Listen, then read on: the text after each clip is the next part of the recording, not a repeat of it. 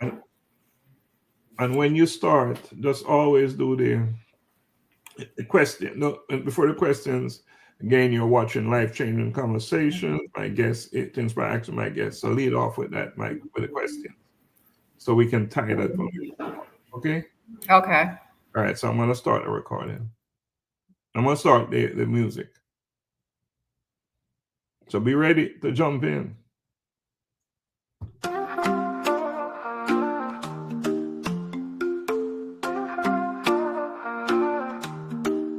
We've all had moments that break us down, searching for light when the world spins round. But in those cracks, the purpose is born, a new way to live when the old is torn. It's more than a story, it's the rise from the fall, a place where your purpose starts to call. With Dr. Stephenson, wisdom takes flight, turning your pain into hope, into light. Collide with purpose, embrace the change. Every story's got a fire in its flame. Tune in, listen, find your way to take life's hardest hits and turn the page. In the podcast, the truth is found. Collide with purpose, let love abound. From heartbreak to strength, the lessons unfold. It's about how we rise, not the stories we've told. Guests with their journeys, sharing their light. In every collision, there's power in sight. It's more than a talk, it's the wisdom we gain through every struggle, through every pain. With conversations that open the door to purpose, to power, to so much more. Collide with purpose, embrace the change. Every story's got a fire in its flame. Tune in, listen, find your way to take life's hardest hits and turn the page. In the podcast, the truth is found.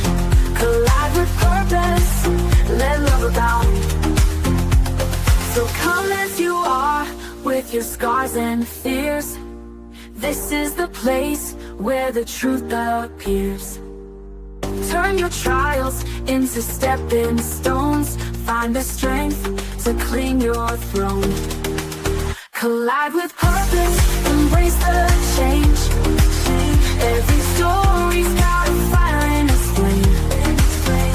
Tune in, listen, find your way to take life's hardest hits and turn the page. In the podcast, the truth is found. Collide with purpose, let love abound.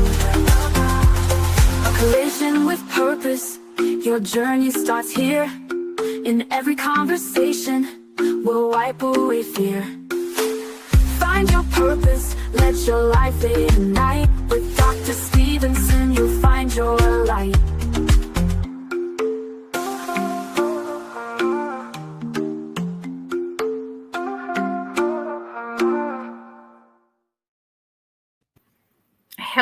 Hello, everyone. Good morning, wherever you are. Good afternoon or good evening, depending on where you're joining us this pleasant day. So, welcome to Life Changing Conversations, which is, of course, here to inspire action. I am your host today. My name is Dr. Donna Thompson, and I am happy to be joining you this pleasant morning, afternoon, or evening, like I said, depending on where you're joining us from. But today we get the pleasure of speaking with Dr. Stephenson and just hearing his story and really where his path started, and how he got to where he is today. So once again, thank you for joining us on Life Changing Conversations. And of course, we are here to inspire action and change. So welcome, Dr. Stephenson. Hi, Dr. Donna. Thanks for having me on. You are very welcome. I am so happy to actually have the pleasure of having this conversation with you today and interviewing you. I am humbled that you kind of tagged me here. Well, so happy to be in the conversation, and any conversation that is about inspiring actions. I'm ready. I'm Right. ready to be a part of. So, Dr. Stevenson, we are, I have a slew of questions for you today. Of course, just wanting our audience to really get to know you a little bit better than they do and really understand, where you're coming from, your path, all the things that you've done to really get to where you are today. Right. So I wanted to start off with asking you, Dr. Stevenson, and for those who are, they're just meeting you for the first time, they don't really know a whole lot about you. How would you describe yourself in just a few words for us? All right. That's a great one to start out with. In just a few words, I would say that I am a servant leader, a purpose awakener, and a bridge builder.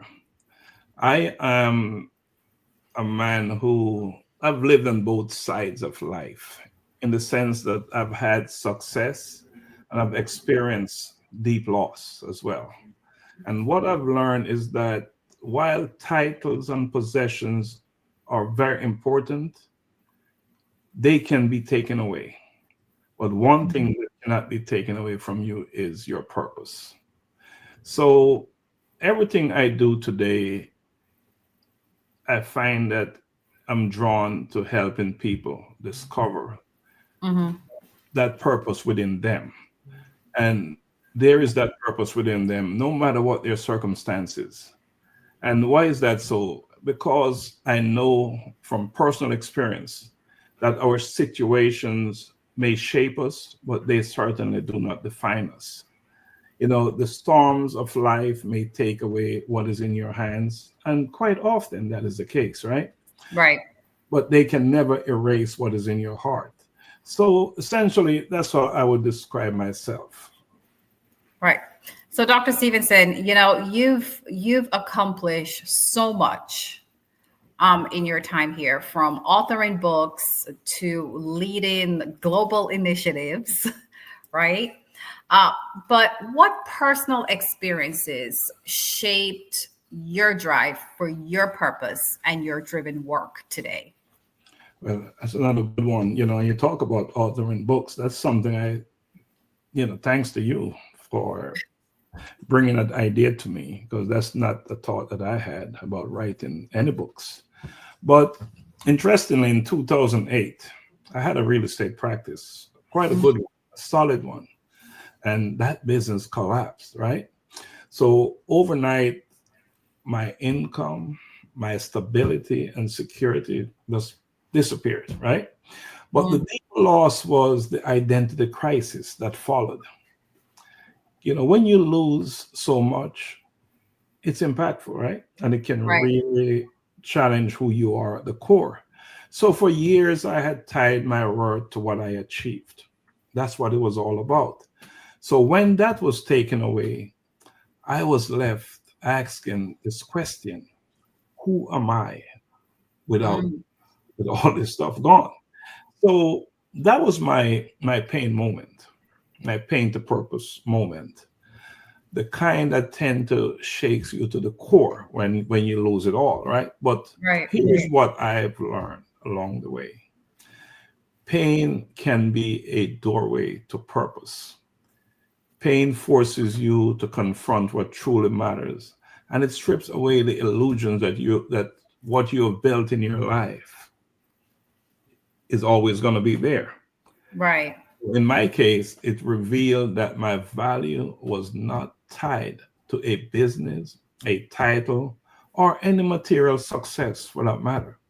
I learned that my value was tied to the reason why I was created, and Hmm. that my purpose. While rebuilding it was not easy. It was not easy at all, and it was not quick. However, what I discovered that you must have resilience.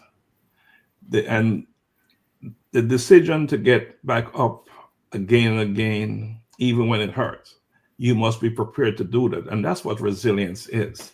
So as I pick myself up, and as they say, dust myself off, tend to start over again, I began to see how that season of loss had equipped me to help others in ways I never could have imagined before.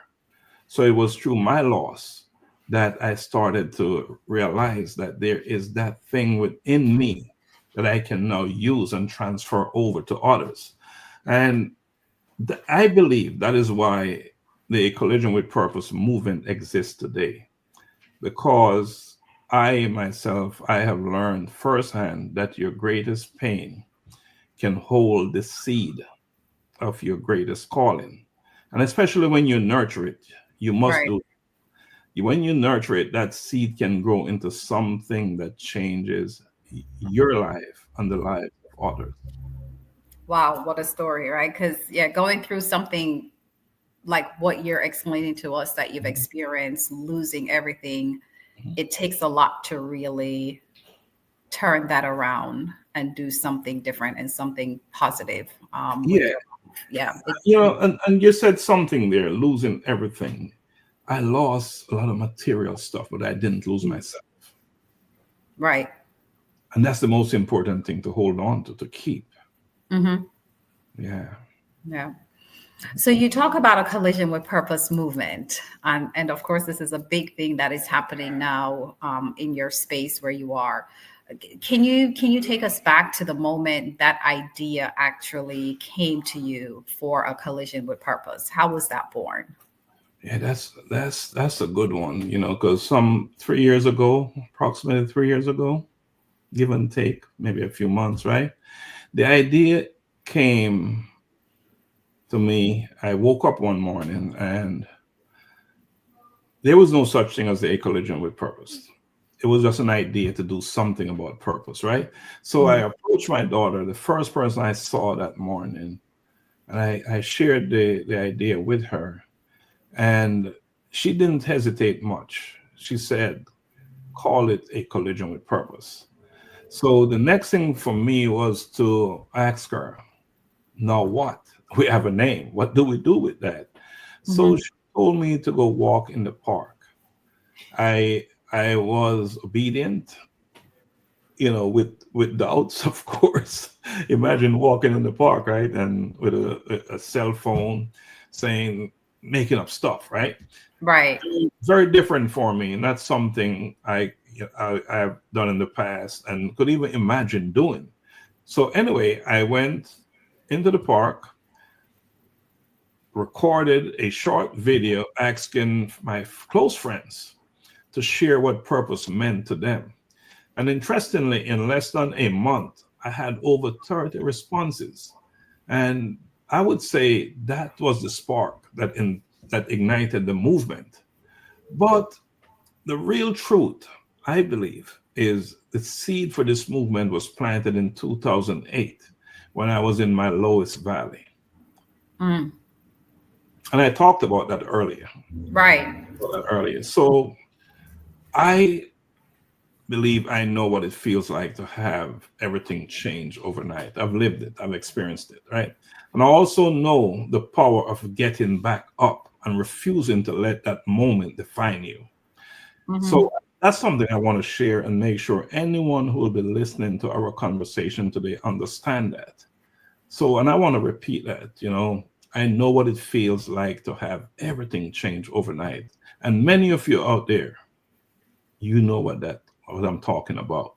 But most importantly, I also know that about the power of getting back up and refusing to let that moment define you. So I believe again that is the heartbeat of this movement that we call a collision with purpose. And that is to help people rise into the life they were meant to live. Right. So it's interesting now. So Dr. Stephenson, you talk about the movement, right? So we're talking about the birth and the growth of this movement. A collision with purpose, of course, has touched so many individuals' lives worldwide. What was your vision when you first launched it? And has that vision evolved since the birth of the movement? You talk about a vision, Dr. Donna, and it's a vision that we've grown into. Initially, for me, it was I wanted to collect stories of how people found their purpose. For me, it was more of a case study. I was a little bit curious, inquisitive, so I wanted to understand that, get a better understanding of how people find their purpose. But as I listened, and with encouragement from you and other close friends, I realized that these stories weren't just discovery. They were more about resilience. Every single one of the stories was a testimony of someone who faced some type of hardship and they chose to rise and refuse to let their situation define them. So I think that's how we evolved into where we are today, into becoming a movement from just wanting to understand. So I would say that is why we shifted from storytelling to activation. And we're talking activation of purpose. And that is why we, as the A Collision with Purpose movement, our team, our leadership team, we decided to expand into A Collision with Purpose Africa. The African continent, as we know it, is full of people whose stories embody resilience and the journey from pain to purpose. And by creating a platform in Africa, this gives the opportunity for them to amplify their voices. And I believe with that amplification, we're able to inspire the world. Right. And I see where you said that when you first started off, initially, you looked at this as a case study, right? So with that, Dr. Stephenson, we've seen where you've conducted or you conducted over 70 interviews across the globe. Because of course, you started off potentially as a case study, right? But what recurring themes did you notice about how people discover and lived their purpose while you were doing this work, while you were doing these interviews? Prior to these 70 interviews and the first one, I have never interviewed anyone before. So that in itself, by itself was quite interesting, right? Quite interesting. And another interesting point is that you heard my first interview. I know you're interviewing me, right? So, but one of the most consistent theme I experienced along the journey was from pain to purpose. Almost every person I had a conversation with had a defining moment where pain broke into their life, changed their direction, and forced them to face questions they might otherwise have avoided, right? So it could have been a loss of a loved one, a major setback in their life, a betrayal, an illness, or just any kind of failure that shook their foundation and just shaked up, their identity, just like I experienced back in 2008. And in that moment of raw, or let's call it vulnerability, they had a choice. They had to make a choice. They had a choice either to let the pain define them or to let the pain refine them. And that's significant, right? Right. When you face these situations in life, are you going to let it define you, or are you going to let the experience refine you? So one is a proactive approach, and that is when you let it refine you. So the people who truly step in their purpose, they chose the second path, and that was to let the pain refine them. So that was the most recurring theme. Now, what I have learned and lived myself is that pain will take away the non-essential things in your life. Mm-hmm. Pain shows you that what really matters, right, in your life. And that purpose through pain has a different weight. It tends to be more grounded, it tends to be more empathetic and more determined. So, what you find is that when people see that you turned your pain into powerful, something powerful, what it gives other people that permission to believe that they can do it also. So that's the power of pain to purpose, and others, your friends, families, whoever, watch you go through it and come through it in a successful way. They then realize that, wow, I can do this as well. Right. So yes, Wow. I've noticed many different themes throughout my interview or interviewing so many individuals. But again, pain to purpose is the one that seems to resonate everywhere across the different cultures, languages, and every background that where I interviewed people.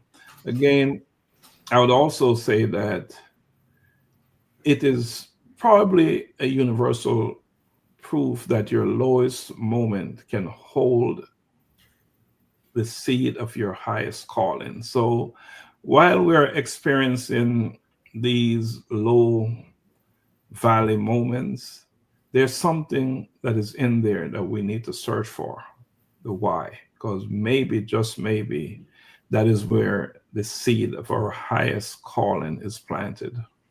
Right. And that's very profound. What you're saying, that in that lowest moment is where you can find your true calling, your true purpose, right? Absolutely. Mhm. Wow. So Dr. Stephenson, so we see that the movement started with something that was as simple as just walking in the park, right? Something that a lot of us may take for granted. But we've seen such a huge thing that has happened from this. How important do you think small beginnings are in birthing big impacts? Well, before I answer that question, right, I myself probably wouldn't have done much with it had it not been for the encouragement and support of others, right? Yourself included. But small beginnings are indeed everything. That insignificant walk in the park, right?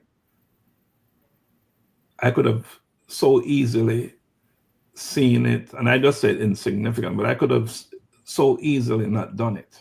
Mm-hmm. Because it seemed, I wondered at times when I was doing that walk, what are people going to say? I think, have I lost it? Here I am in the park walking with a cell phone recording a video. Said, send me your 1 minute video, recording of what purpose mean to you. But what I also learned along the way is that movements are born in motion, not in waiting. And that resilience isn't always about one big leap. Most of us, we don't do those very well, those big leaps very well, right? So sometimes it is about small, that faithful step, one step at a time. And that is exactly what happened when my daughter told me to start by walking in the park. As I said earlier, I was obedient to that instruction, and I went out there and I did walk in the park, and we see the results. Wow. Yeah, thanks for sharing that. Definitely encouraging for a lot of individuals out there who have big ideas, but they just need to take action, right? That small little walk can be very impactful. So Dr. Stephenson, we're going to talk about, movements, and you've started this great movement. But sometimes over time, things can lose momentum, right? Businesses lose momentum, ideas, different things can lose momentum. How have you managed to keep the momentum with a collision with purpose and, to keep it alive and growing? How have you managed to do that? Well, the first thing I would say to that, Dr. Donna, is not by myself. Because with personal energy dropping, momentum also fall, right? Mm-hmm. So certainly not by myself. So that's the first thing. You need to get people around you, solid people who are equally or even more committed to the mission, to the vision. Mm-hmm. That is one way to maintain momentum over time, right? Because we're only so good, and some days we fall off as Right. individuals. We do that quite often. But it is also important to remember that resilience must be ongoing. Mm-hmm. You don't just get back up once and call it done. You know, you have to keep getting up, rising up, showing up, and be prepared to do the same boring work over and over and over again, right? Because it's how you build habits, it's how you get things done. The repetition, as boring as it sometimes seems to be. So we keep our momentum by constantly adjusting, Mm-hmm. open to learn and expand. And again, I had mentioned expanding in the Collision with Purpose movement in Africa. And that's another way you maintain momentum. You spread the information, you share the information, and you get it out there. So now it's not just you and your team. There are people out there who's latching on and taking the ideas that you have and that you're putting out there, and they're working it. So when you see that level of success, that energizes you as well. Mm-hmm. It energizes you as well. So you keep momentum like that. So I would also, in wrapping that up, I would say that every adaptation has, for us at the Collision with Purpose movement, has been about staying true to our mission, which is to help people turn pain into purpose and to rise up, get up, and start over again. And that by itself is energy right there. Right. Wow. Yeah, absolutely. So Dr. Stephenson, we're gonna dive right into, since we're on this topic, we're just gonna keep on rolling with it. We're gonna talk about the impact and outreach that your organization, A Collision with Purpose, has had. You recently had a Kenya outreach initiative, which was quite remarkable. And with that initiative, you were able to provide scholarships, infrastructure, and some community support outreach initiatives as well. What stood out the most? What was more impactful for you on that trip? Mm. You know, it's interesting that what stood out the most for me, most defining, it's not even this trip, but it's a trip before that, Mm-hmm. right? A visit to a place in Nairobi, a slum called Lunga Lunga, Mm-hmm. and seeing those students there and orphans, right? Seeing them there just lacking in need and not knowing where the next meal is coming from. So that carried me, that propelled me, and that made me more prepared for the trip, our most recent trip to Kenya. So Mm-hmm. while scholarships always important because we have to prepare the next generation, we have to prepare them, and no, I can't think of a better way than prepare them than through education, right? So, but I also reflect back on my own struggles in my life, and especially in 2008, when hope, success felt so far away. It was gone. So that planted this thing in me about giving back, giving back. And it's such a powerful thing when you're in that place where you're in a position to do that, to give back. So there are so many things that happen, building toilets, pit Mm-hmm. toilets over there. I remember when we were at this one school and we counted Well, we didn't actually count them. We noticed that there were a lot of the students, many of the students did not have shoes on, but yet they showed up for school, well Mhm. dressed in their uniform, well dressed in their uniforms, but no shoes. That was a powerful moment for us. And I know our team, we pulled our resources together and we bought maybe 98 or 102 shoes. It's something like that. And so that was a big piece. That was a big piece of it Right. as well. And why was this a successful outreach program? And in that very moment, the scholarship was critical. The toilets was important. Visiting the different orphanages that we went to. There's so many powerful things that was so impactful that left a mark on me, and not just me, but on the entire team. So that's what I would say. So many things, hard to pinpoint one. Right. So as we're talking about success, Dr. Stephenson, how would you say that a collision with purpose measure success? Is it through the numbers reached, the stories changed, or is it something that's even deeper that you can't see? Yeah, numbers are important because the more people you can help, the better, right? Hmm. That's a number thing as well. The needs are so great that if you can help 100 as opposed to only helping 10, it's important. So numbers are important, but numbers don't tell the whole story. That's not the whole story, right? For me, what is most important is seeing when someone we're working with take their pain and turn it into purpose. And why is that important? Because once you now have a purpose that you fully understand and can utilize it, you can do good. You can go out there and do the work, right? And so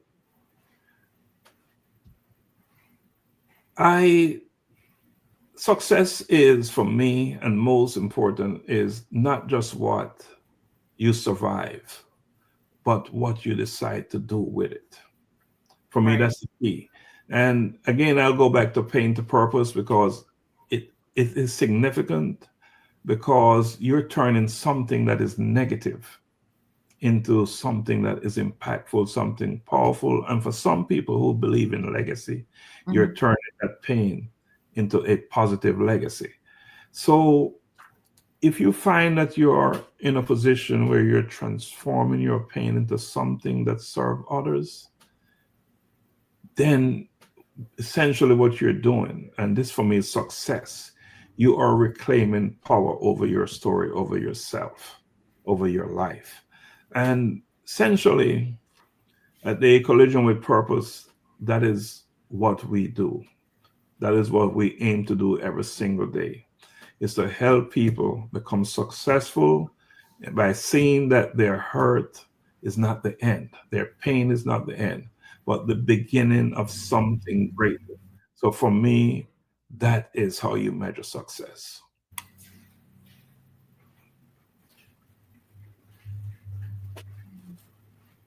All right, we had a little glitch there. So, with what you're doing, it's remarkable, and it takes so much leadership skills and qualities. Um, so I want to jump into leadership and your philosophy, Dr. Stevenson.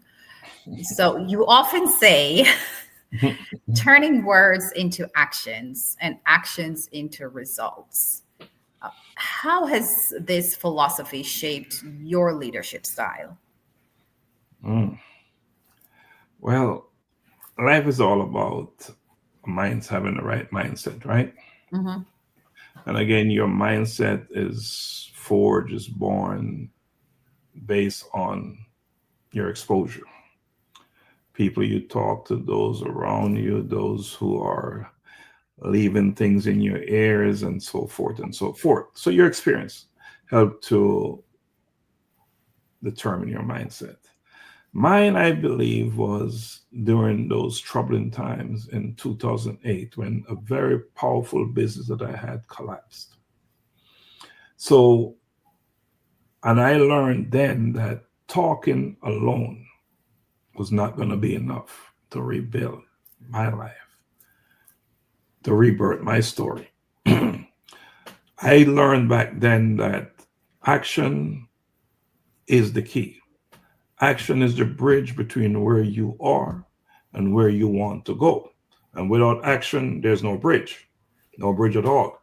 So, again, it's not just deciding to rise, but you must take the steps to do it. And again, that is action. And that's why action, turning words into action and actions into results is such a defining part of me. Right. Wow. So, Dr. Stephenson, what role would you say servant leadership plays in the work that you do? Well, just the word servant and leadership, you put those two together. One, you're a servant to your mission, to your cause, and to the people you serve, right? And the other is leadership. And we know what leadership is about, right? So I would say that servant leadership is like resilience, but in a community form, right? It is saying, I will help you stand. And I will keep standing with you until you yourself can stand as well. I would say that is what, when we went to Kenya, that is what we modeled very well. We understand that we only know what we know. So we went, before we even went to Kenya, our team, we at least had the understanding that we had to listen first. So whatever it is, the initiative that we're going to take on, it needed to make sense. But for us to go in there and just bulldoze our way in there and say, we know best, wouldn't work. So we learned to listen first. And by listening, we would get solutions from the ground up, solutions that would address the issues. Thus, it gave us the opportunity to empower people on the ground, to help, to guide us, and to support us. And that is what keep us moving forward and keep the vision and the work going long after we left. And to me, that's what servant leadership is about raising people up. It's about serving people. It's about empowering people. And it's about walking in the lead and putting yourself out there. It's all about serving individuals, right? And not self. And not self. Yeah, wow. And also not believing you know what is best for the next person. So with all this work that you've been doing, Dr. Stephenson, it's no wonder that you've been recently recognized with the Presidential Lifetime Achievement Award. What does that honor mean to you personally and for the movement? Well, I personally, it is some level of proof that your lowest season doesn't necessarily have the final say. You can rise up and do the work and can be recognized for it. So that's what it probably means right there, is that no matter what is happening in your life, that is evidence that you can still do some good that others will recognize you for. And I think that's what happened there. But for the movement, which is more important, it is a reminder that consistent service, even when it's hard, tough work, can build a legacy worth honoring. And I think that's, for the movement, that's the most important thing. Right. Wow. Well, I definitely congratulate you and commend you on that great achievement. That's no small thing. But Dr. Stephenson,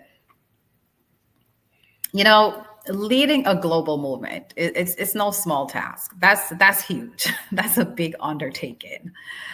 What has been your biggest challenge, or what was your biggest challenge, and how did you overcome that? So, so leading a global movement is certainly no small feat, and it's not a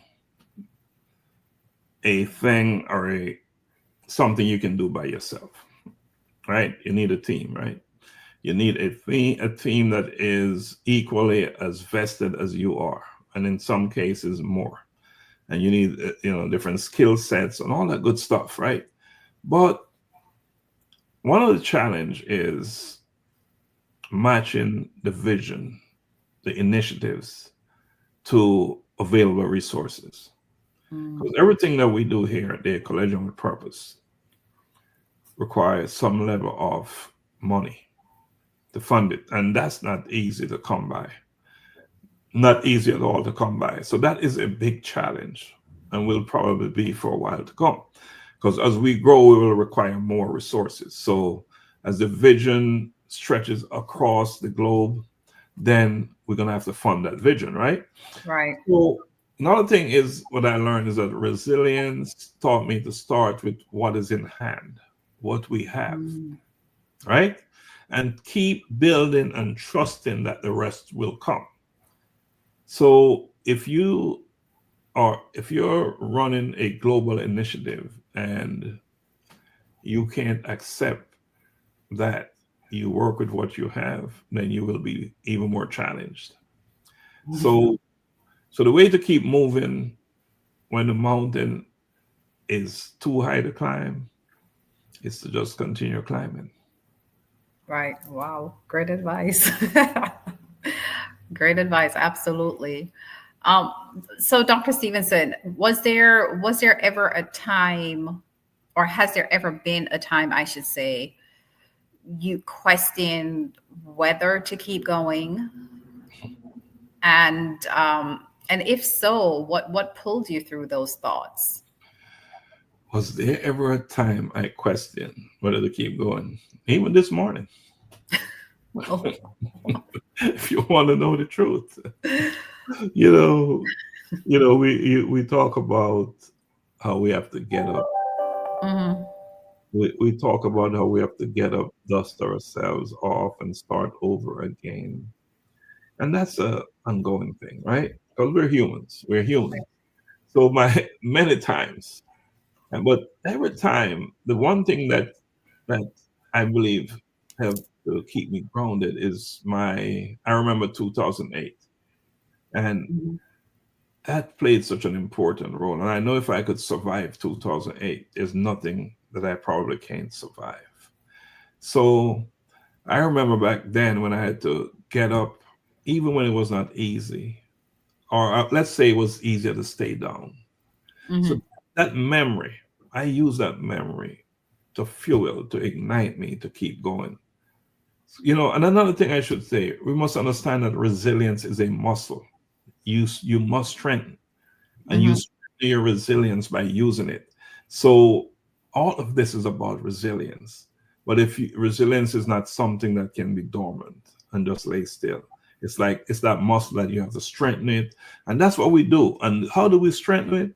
Again, I said I use that experience, to that memory. It's lodged in here, so it's not going anywhere. And then you have people in your life who are believers. Right. They believe in what you're doing, and they are also playing their active part. So yeah, and so this morning and every day we think about it. Is this worth doing? Is this worth doing? But the answer is always the same. Yes, it is worth doing, and we must do it.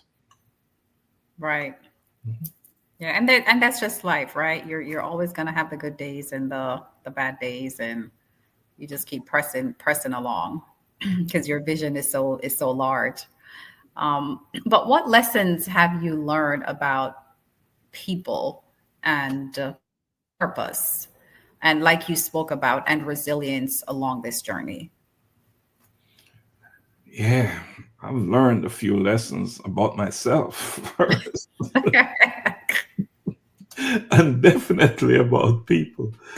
So, probably one of the most important lessons I've learned about people is that people, including myself, we are far more capable than we realize. Hmm. Yeah, we can do so much more than we give ourselves credit for, far more. And often you have to, someone else must point it out to you, which I believe is unfortunate. I think we need to give ourselves more credit that there's so much depth in us and who we are and Hmm. our capabilities. So yes, people are far more capable than they realize. And about purpose, I have learned that purpose often hides in the places we least want to look. That's where purpose camp out. It's in those areas where we don't want to go, we don't want to visit. And I'm talking about the painful chapters, the setbacks, the losses in our lives. That's where you can go and find purpose. Right. And let me add that some of the most powerful leaders that I have had the privilege of meeting are the ones who walked through deep pain, yet they chose not to let it define them. What they did instead, they used it as a fuel for their purpose, you Hmm. know? And yeah, that's what they do. They use that pain to propel them forward, and in terms of what resilience, a lot of people believe that resilience is just bouncing back. Yeah, you got to get up and you got to get at it again. But for me, resilience is about moving forward with new strength, Hmm. and carrying the lessons that your pain taught you, and not just your pain, but what your experience taught you. But here is Dr. Donna. Here's the thing. Here's the thing.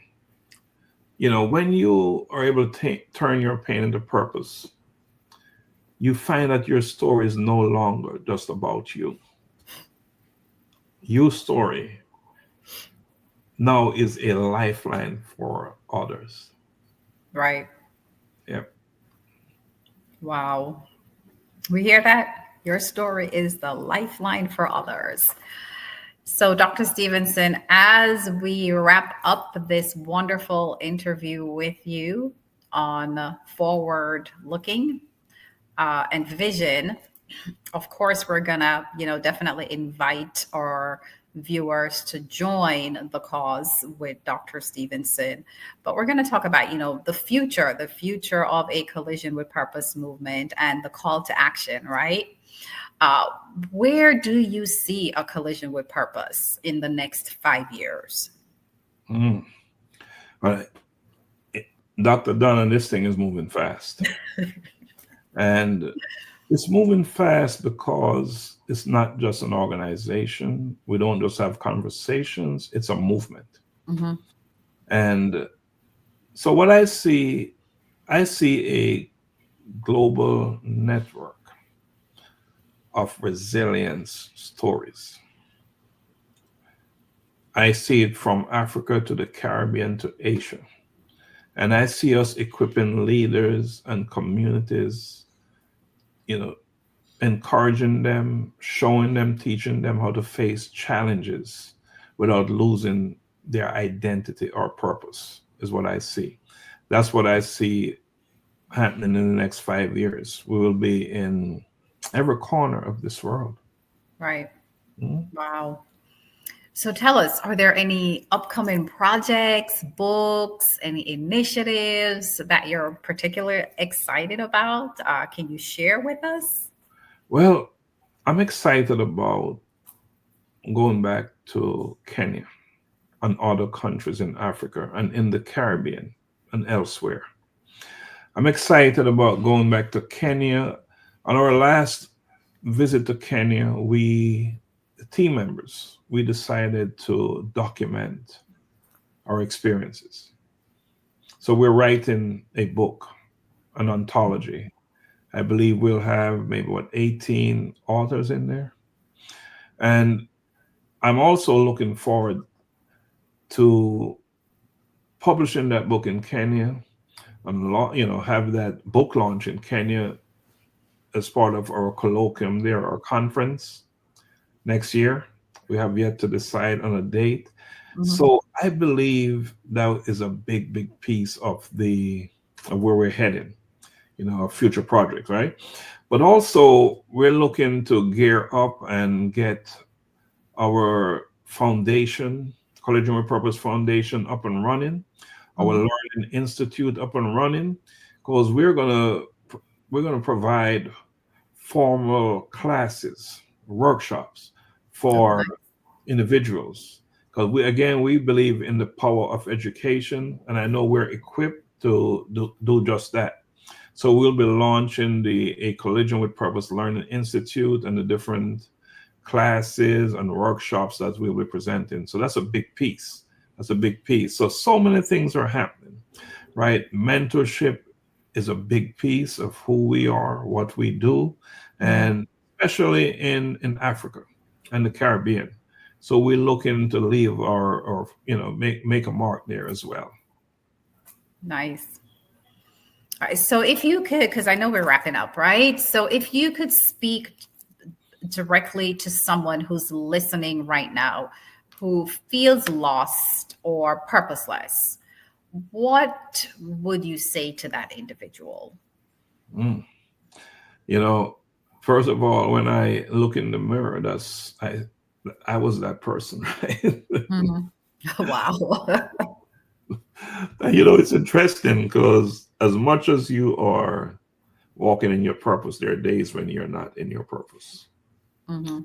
So you have to talk to yourself, right? Or to listen to some outside force or whatever it is, and listen to them talk and have them talk to you as well.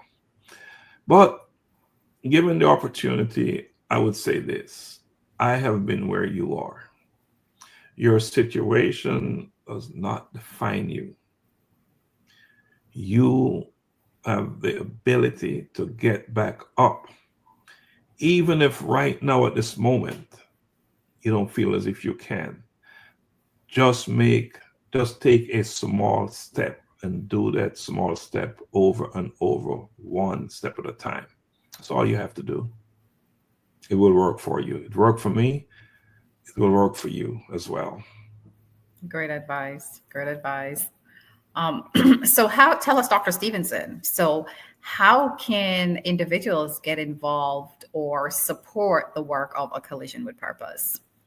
Well, I say if you listen to any of our videos, our interviews, on any of our shows in the spotlight, life changing conversations to inspire actions, or bridging generation voices of men, you go on our Facebook page, our website, our Instagram, TikTok, wherever. Don't be share your story with us. Share your good and bad story with us. We encourage that. Awesome. Share your skills. You can partner with us. Reach out to us. You can partner with us. You have an initiative that you'd like us to take a look at, share it with us. And understand that every person who gets involved becomes part of a chain of resilience, helping someone else to rise. So even if you're not working with us directly, you can be that person who's getting involved with other Mhm. elsewhere.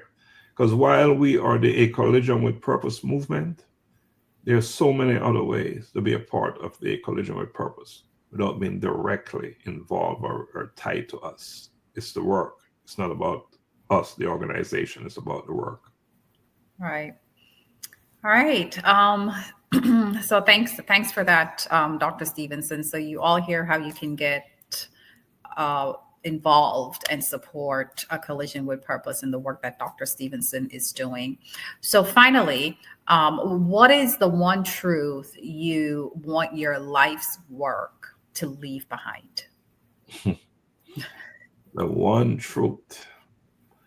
Well, let me think about that one. I Let me say this. My the truth I want my life work to leave behind. I want to say that your greatest loss can become your greatest gift. Mm. And that you are not your situation.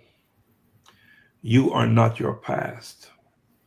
And the moment you decide to rise, your story can inspire countless others to do the same. That is the truth. I want my life's work to leave behind. Wow.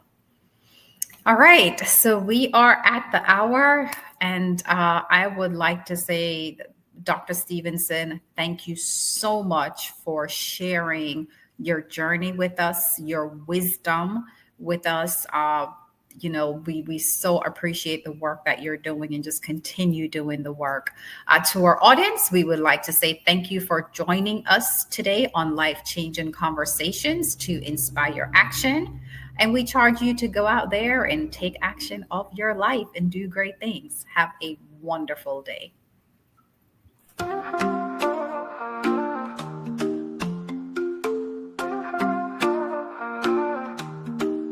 We've all had moments that break us down, searching for light when the world spins round.